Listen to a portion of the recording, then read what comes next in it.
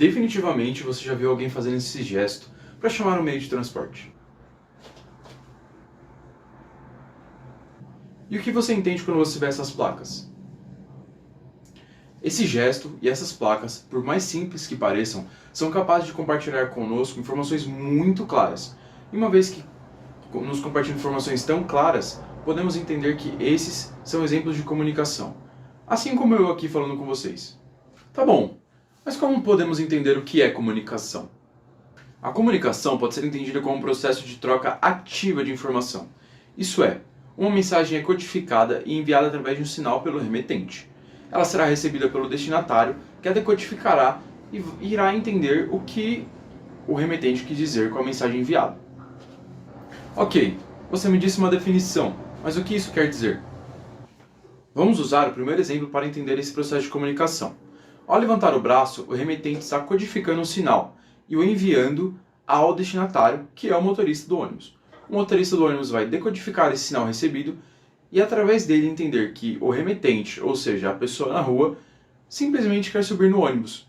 Mas aí fica a pergunta, somente nós humanos somos capazes de nos comunicar? A resposta para essa pergunta pode ser encontrada inclusive em lugares muito silenciosos.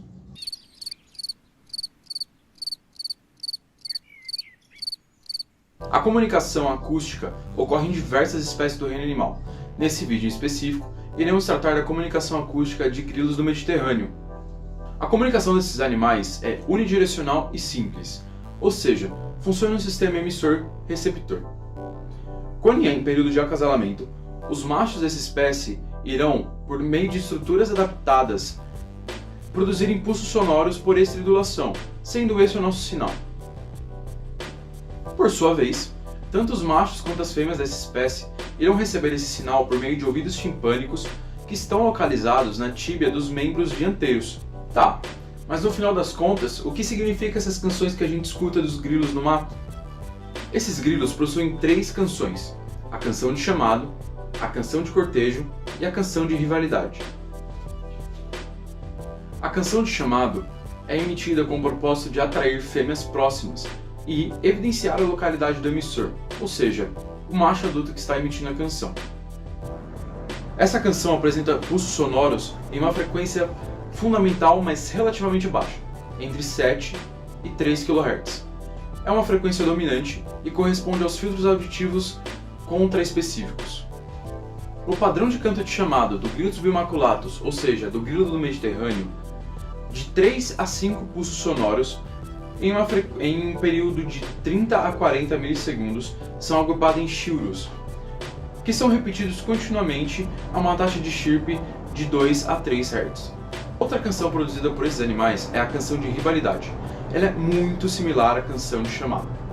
A canção de rivalidade possui uma frequência de som e pulsação muito similar à que vimos anteriormente na canção de chamado. Contudo, a duração do chirp é mais variável, e o número médio de sílabas é maior e mais agressivo nos chirps que têm a intencionalidade de demonstrar essa agressão, uma vez que a canção de rivalidade tem por objetivo intimidar machos coespecíficos que podem se encontrar na localidade que o macho emissor está.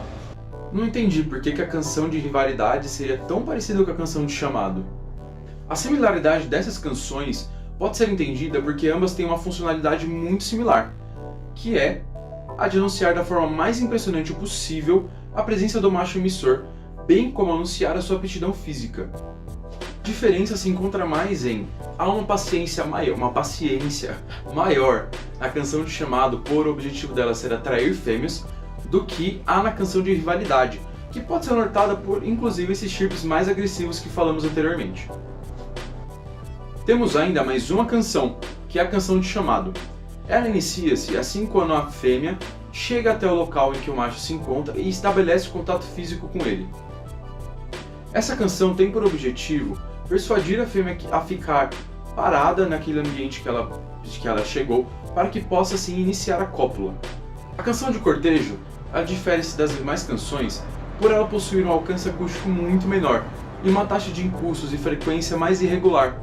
Então, ela não tem essa necessidade de se espalhar no ambiente tal qual a canção de chamada de cortejo, já que, além de se encontrar em um momento mais íntimo daqueles dois indivíduos, Não é interessante para esses animais que manter uma canção alta possa atrair outros machos rivais ou predadores. É interessante pensar que essa canção só é iniciada após contato físico, porque o macho só passa a produzi-la depois que ele sente o feromônio sexual da fêmea, ou seja, ele é sentido através desse toque que ela realiza com a sua antena cuticular no macho. Tá, ok, entendi como são as canções, mas como elas são geradas? Os machos podem produzir essa canção porque em suas asas anteriores, uma de suas veias ventrais é alterada, modificada, para que tenha um formato de uma lima estridulatória. Essa lima é composta por pinos de cutícula esclerotizados. Em oposição a isso, a borda dura da cutícula do lado medial da região da asa anal funciona como um plectro, ou seja, um raspador. Traduzindo, o grilo possui em suas asas estruturas anatômicas modificadas para que durante a contração delas haja esse movimento de raspagem e assim a emissão dos... Pera, você tá me falando que o grilo vai controlar todos esses movimentos diferentes por vontade própria? Na realidade, esse é um comportamento inato ao animal. Essas canções são geradas por uma estrutura neural localizada no cordão ventral, que são chamados de CPG. Um CPG é uma central geradora de padrões e se define como uma rede de glândulos isolados num circuito geneticamente determinado. Essa rede é capaz de produzir um padrão rítmico, o que, convenhamos, é o que se espera quando a gente tem esse movimento muito certinho de gerar impulsos sonoros. Um CPG gera atividade dentro dele mesmo, independente de neurônios externos, para manter o padrão de disparos, somente para ser acionado. O plano de comando que disparará esse CPG ainda é desconhecido. Contudo, uma vez que estamos falando de um comportamento sazonal, nós esperamos que esse CPG esteja ligado de alguma forma a um neurônio marca-passo do ciclo circadiano desse animal. Legal, entendi o que é um CPG, mas o que é um ciclo circadiano? Podemos entender o ciclo circadiano como o relógio do nosso organismo.